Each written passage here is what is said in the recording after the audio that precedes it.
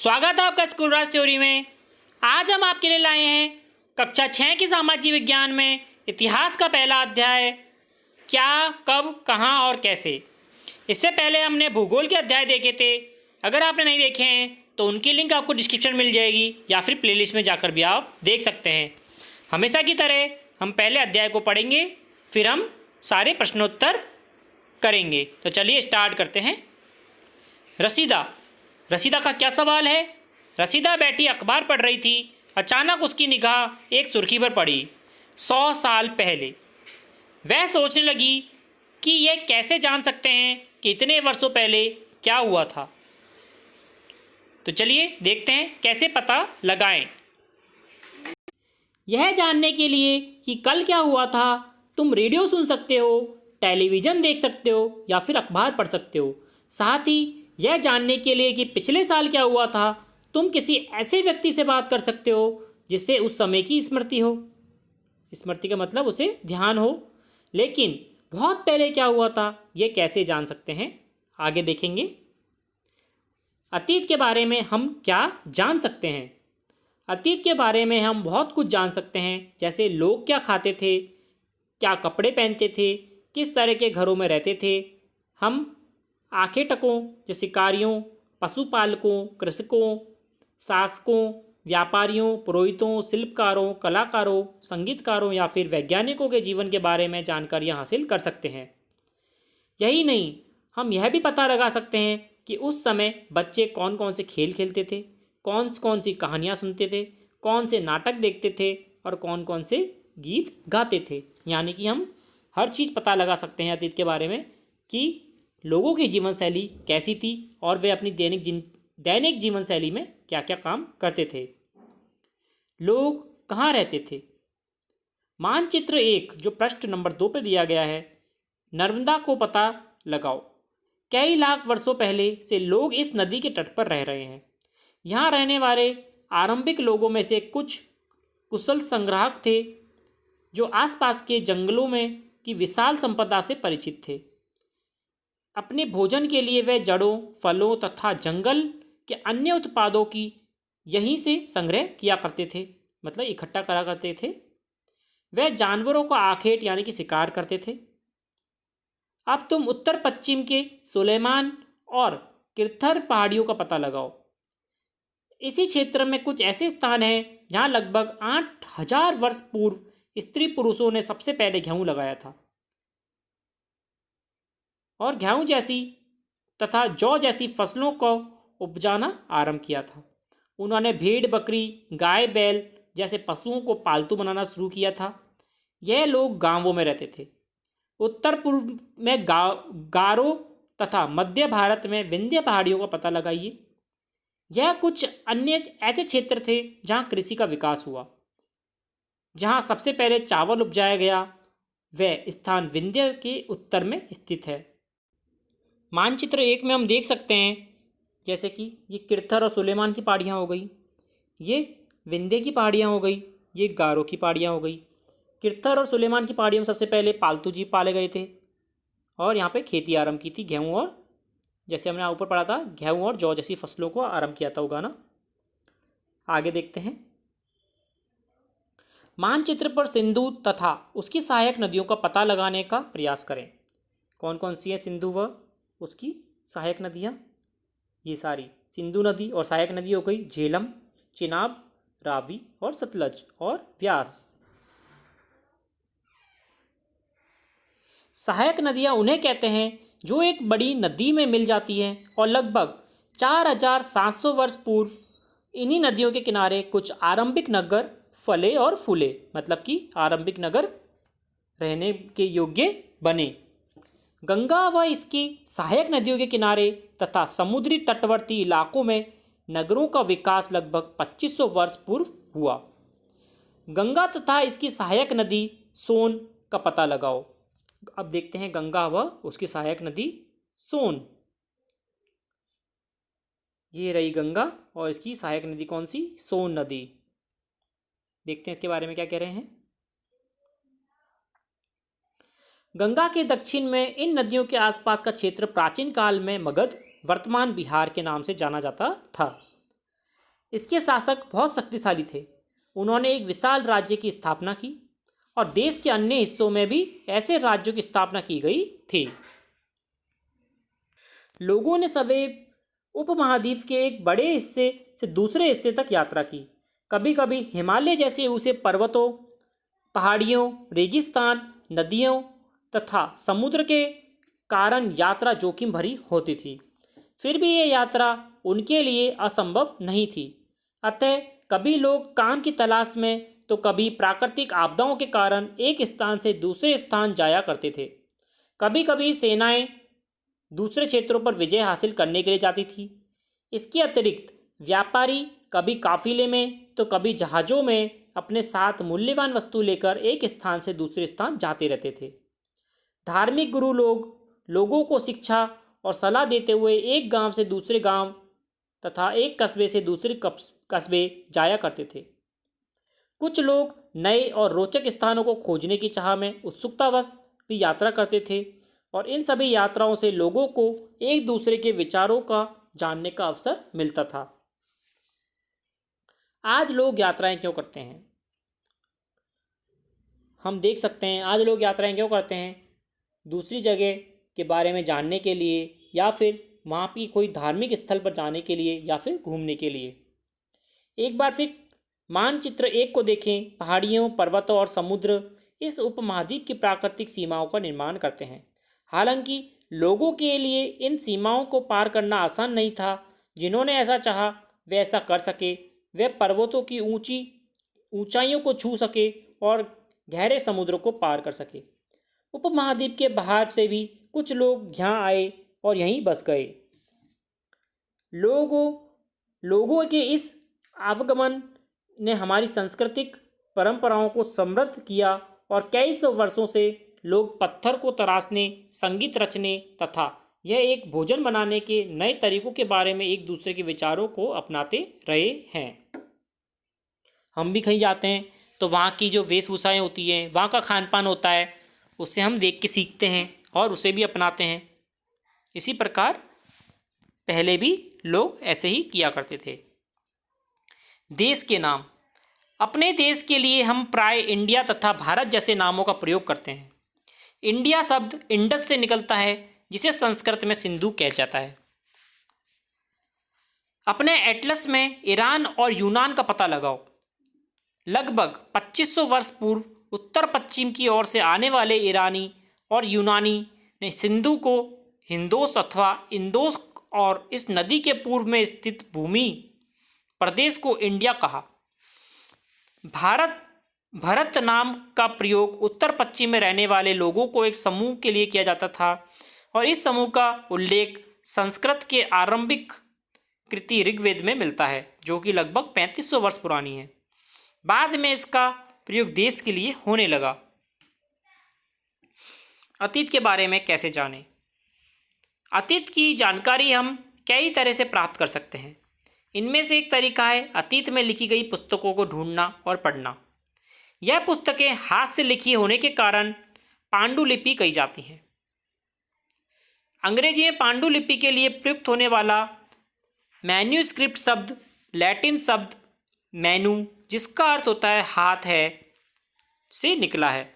यह पांडुलिपियाँ प्राय ताड़पत्रों अथवा हिमालय क्षेत्रों में उगने वाले भूर्ज नामक पेड़ की छाल से विशेष तरीके से तैयार भोजपत्र पर लिखी जाती थी। ताड़पत्रों से बनी पांडुलिपि का एक पृष्ठ जो हम चित्र में देख सकते हैं। यह पांडुलिपि लगभग 1000 वर्ष पहले लिखी गई थी। किताब बनाने के लिए ताड़ के पत्तों को काटकर उनके अलग अलग हिस्सों को एक साथ बांध दिया जाता था और भूर्ज पेड़ की छाल से बनी ऐसी ही एक पांडुलिपि को तुम यहाँ देख सकते हैं। आगे देखते हैं। इतने वर्षों में इनमें से कई पांडुलिपियों को कीड़ों ने खा लिया तथा कुछ नष्ट कर दी गई। फिर भी ऐसी कई पांडुलिपियाँ आज भी उपलब्ध हैं। प्राय ये पांडुलिपियाँ मंदिर और विहारों से प्राप्त होती हैं। इन पुस्तकों में धार्मिक मान्यताओं व व्यवहारों, राजाओं के जीवन, औषधियों तथा विज्ञान आदि सभी प्रकार के विषयों की चर्चा मिलती है। इनके अतिरिक्त हमारे यहाँ महाकाव्य, कविताएं तथा नाटक भी हैं। इनमें से कई संस्कृत में लिखे हुए हैं, जबकि अन्य प्राकृत और तमिल में हैं। प्राकृत भाषा का प्रयोग आम लोग करते थे। हम अभिलेख भी अध्ययन कर सकते हैं। ऐसे लेख पत्थर अथवा धातु जैसी अपेक्षाकृत कठोर सतहों पर उत्कीर्ण किए गए हैं। कभी कभी शासक अथवा अन्य लोग अपने आदर्शों को इस तरह उत्कीर्ण करवाते थे ताकि लोग उन्हें देख सकें, पढ़ सकें और उनका पालन कर सकें। कुछ अन्य प्रकार के अभिलेख भी मिलते हैं जिनमें राजाओं तथा रानियों सहित अन्य स्त्री पुरुषों ने भी अपने कार्यों के विवरण उत्कीर्ण करवाए हैं। उदाहरण के लिए प्राय शासक लड़ाइयों में अर्जित विजयों का लेखा जोखा रखा करते थे। क्या तुम बता सकते हो कि कठोर सतहों पर लिखवाने के क्या लाभ हैं और ऐसे करने में क्या क्या कठिनाइयाँ आती होंगी? कठोर सतह पर लेख लिखवाने का क्या लाभ है? इनमें हम लिख सकते हैं कि वह सालों साल चलते थे, नष्ट करने में मुश्किल होते थे, कीड़े नहीं खा सकते थे उन्हें, और ऐसे में कठिनाइयाँ क्या आती थी? उन पे लिखने में कठिनाइयाँ आती थी। पत्थर पर लिखने के लिए लोगों को खुदाई करनी पड़ती और काफ़ी समय नष्ट होता था। लगभग 2250 वर्ष पुराना यह अभिलेख वर्तमान अफगानिस्तान के कंधार से प्राप्त हुआ है। यह अभिलेख अशोक नामक शासक के आदेश पर उत्कीर्ण करवाया गया था। इस शासक के विषय में तुम अध्याय 8 में पढ़ोगी। जब हम कुछ लिखते हैं तब हम किसी लिपि का प्रयोग करते हैं। लिपियां अक्षरों अथवा संकेतों से बनी होती है। जब हम कुछ बोलते हैं अथवा पढ़ते हैं तब हम एक भाषा का प्रयोग करते हैं। यह अभिलेख इस क्षेत्र में प्रयुक्त होने वाली यूनानी और अरामाइक नामक 2 विभिन्न लिपियों तथा भाषाओं में लिखी गई है। इसके अतिरिक्त अन्य कई वस्तुएं अतीत में बनी हैं और प्रयोग में लाई जाती हैं। ऐसी वस्तुओं का अध्ययन करने वाला व्यक्ति पुरातात्विद कहलाता है। पुरातात्विद पत्थर और ईंट से बनी इमारतों के अवशेष, चित्रों तथा मूर्तियों का अध्ययन करते हैं। वे औजारों, हथियारों, बर्तनों, आभूषणों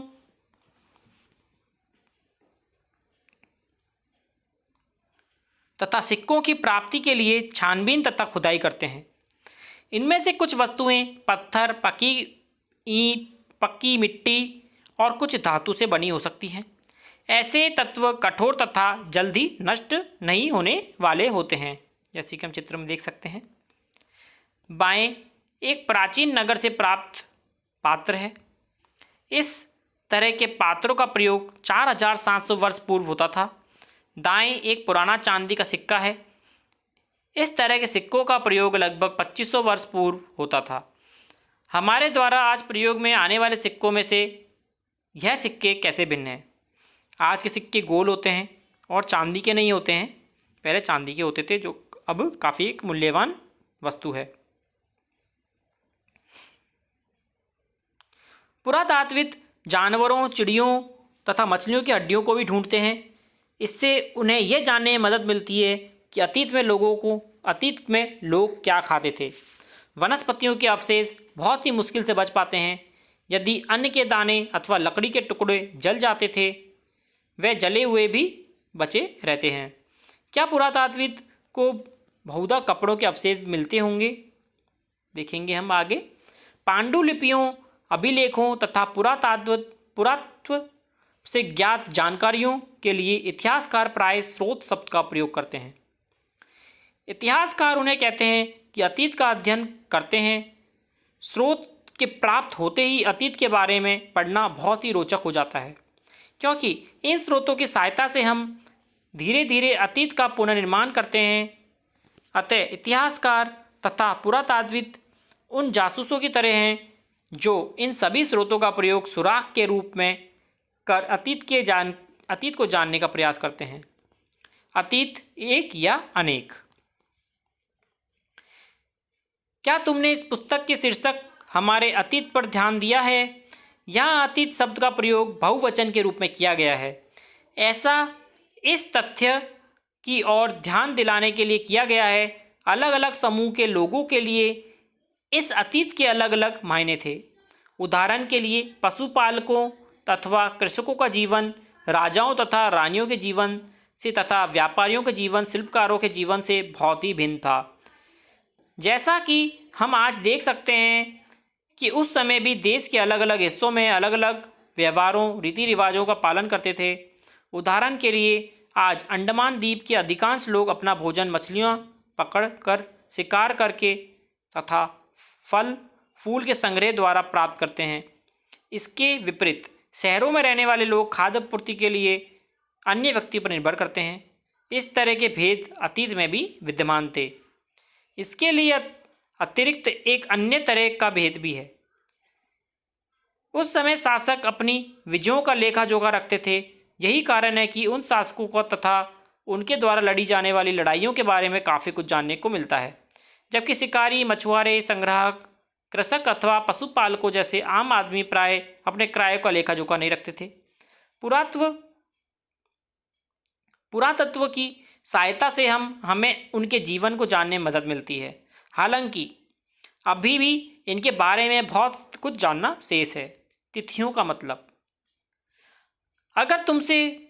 अगर कोई तुमसे तिथि के विषय में पूछे तो तुम शायद उस दिन की तारीख माह वर्ष जैसे 2000 या इसी तरह के कोई वर्ष बताओगे। वर्ष की यह गणना ईसाई धर्म प्रवर्तक ईसा मसीह के जन्म की तिथि से की जाती है।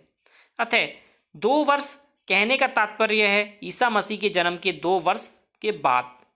ईसा मसीह के जन्म की पूर्व सभी तिथियों को ईसा से पहले के रूप में जानी जाती है। इसी पुस्तक में हम 2000 को अपना आरंभिक बिंदु मानते हुए वर्तमान से पूर्व की तिथियों का उल्लेख करेंगे।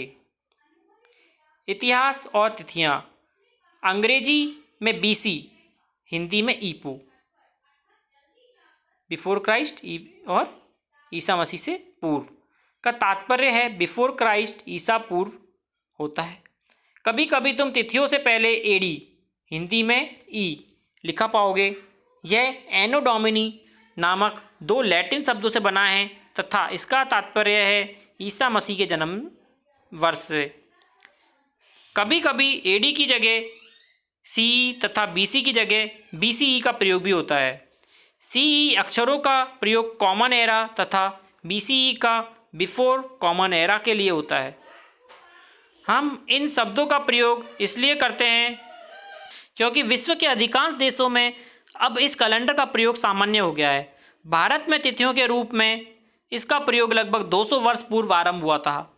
कभी कभी अंग्रेजी के बीपी अक्षरों का प्रयोग भी होता है। इसका तात्पर्य है बिफोर प्रेजेंट, मतलब वर्तमान से पहले। अन्यत्र, जैसा कि हमने पहले पढ़ा, अभिलेख कठोर सतहों पर उत्कीर्ण करवाए जाते थे। उनमें से कई अभिलेख कई सौ वर्ष पूर्व लिखे गए थे। सभी अभिलेखों की लिपियों तथा भाषाओं का प्रयोग हुआ है। समय के साथ साथ अभिलेखों में प्रयुक्त भाषाओं तथा लिपियों का भी बहुत से बदलाव आ चुके हैं। विद्वान ये कैसे जान पाते हैं कि क्या लिखा है? इसका पता अज्ञात लिपि का अर्थ निकालने की प्रक्रिया द्वारा किया जाता है। इस प्रकार से अज्ञात लिपि को जानने के लिए एक प्रसिद्ध कहानी उत्तरी अफ्रीका देश मिस्र में मिलती है, जो लगभग 5000 वर्ष पूर्व यहाँ के राजा रानी रहते थे।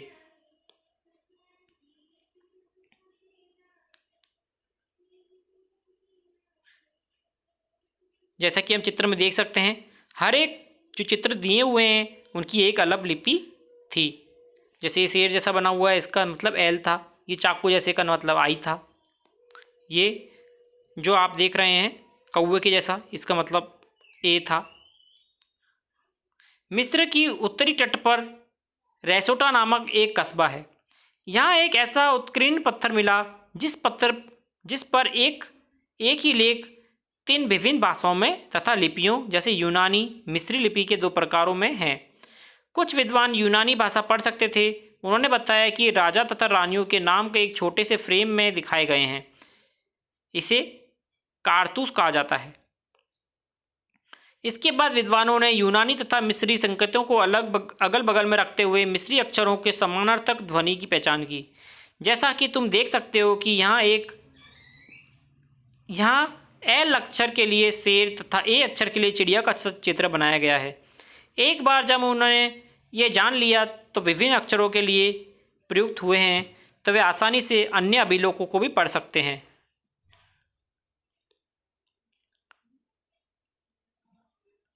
अब हम इसके प्रश्नोत्तर करेंगे।